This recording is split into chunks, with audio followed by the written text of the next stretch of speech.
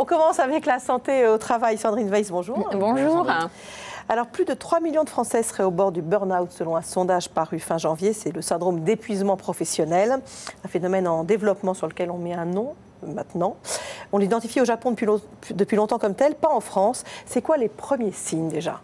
Alors le burn-out, effectivement, c'est une dépression qui est liée à un épuisement professionnel.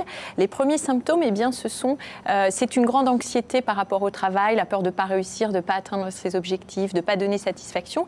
Et puis même pendant les temps de repos, les personnes concernées disent on ne pense qu'au travail, on n'arrive plus à trouver le sommeil. Alors tout ça, ce sont les premiers symptômes et si on ne prend pas de mesures, eh bien, ça finit par aboutir à une vraie dépression avec un vrai arrêt de travail de plusieurs mois. Ça concerne beaucoup de monde? Alors 13% des actifs, c'est-à-dire, comme vous le disiez Marina, plus de 3 millions de personnes seraient concernées, c'est-à-dire qu'elles présentent les premiers symptômes que je viens de décrire.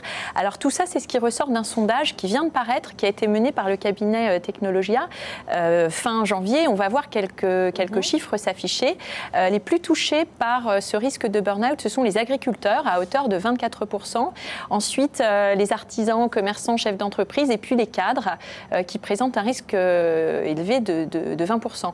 Alors je précise une chose, ce sont généralement des personnes qui n'avaient pas de fragilité psychologique identifiée et donc pas d'antécédents psychiques. Mais ce qu'on remarque quand même, c'est que ce sont des personnes qui étaient souvent très perfectionnistes et exigeantes avec elles-mêmes. Est-ce que les hommes et les femmes sont concernés de la même façon ou pas? Alors les femmes sont un peu plus exposées que les hommes et elles le sont beaucoup plus si elles sont seules avec des enfants à charge. Et puis ce qu'on remarque aussi, c'est qu'il y a un risque accru après 50 ans.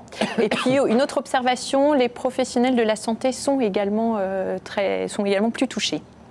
Alors, qu'est-ce qu'on peut faire pour éviter cet épuisement professionnel? Voilà. Alors, la toute première chose, c'est dès lors qu'on décrit les symptômes, de réagir, puisque plus on réagit vite, plus la guérison, entre guillemets, sera facile. Donc, la première chose, c'est ce qu'on appelle un droit d'alerte, c'est-à-dire qu'il faut en parler très vite dans l'entreprise à son chef supérieur. Alors, je sais que ce n'est pas évident, parce que parfois, il a pu, par son comportement, être un peu à l'origine de ce problème. Alors si ça c'est pas possible, au moins il faut en parler au médecin du travail qui peut servir de médiateur pour mettre en place très vite des actions.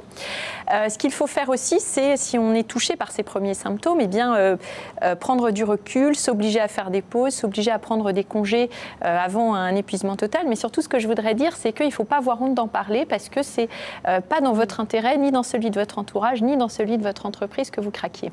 Alors quand il n'y a pas d'entreprise, les artisans, les agriculteurs, ils s'adressent à qui? Oui, alors effectivement, eux sont particulièrement concernés et on sait qu'ils sont plus isolés sur ce genre de sujet. Alors la toute première chose pour eux, c'est évidemment d'en parler à leur entourage et à un médecin. Et puis il existe aussi pour eux des associations professionnelles dans lesquelles il y a souvent une grande solidarité et forcément leurs pairs, PAIRS, auront pour certains d'entre eux connu des difficultés analogues et sauront donner des conseils pratiques. Alors, il y a un petit problème quand même, c'est que pour l'instant le burn-out, ce n'est pas considéré comme une maladie professionnelle en tant que telle. Oui, c'est vrai. Ce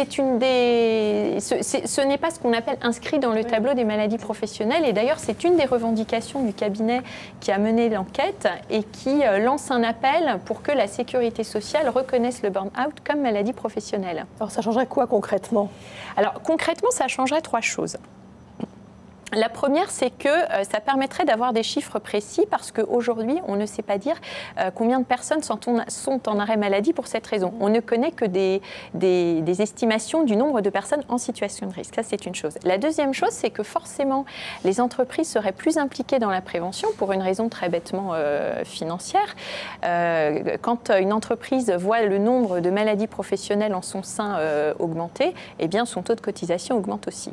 Donc ça, c'est la deuxième chose. Et puis, dernière chose, il y a une meilleure indemnisation du salarié quand on lui reconnaît une maladie professionnelle.